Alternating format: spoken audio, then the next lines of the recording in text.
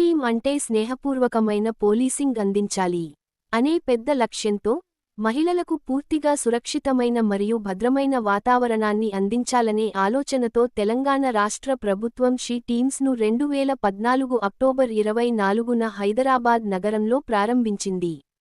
హైదరాబాద్ నగరంలో she teams మంచి ఫలితాలు రాబట్టడంతో ఏప్రిల్ 2015 నుండి ఈ బృందాలను సైబరాబాద్, ఆ తర్వాత తెలంగాణలోని అన్ని జిల్లాలకు విస్తరింపజేశారు. తెలంగాణ రాష్ట్రంలోని అన్ని షీ టీమ్స్ యొక్క పనితీరును స్త్రీ సంరక్షణ విభాగం పర్యవేక్షిస్తుంది.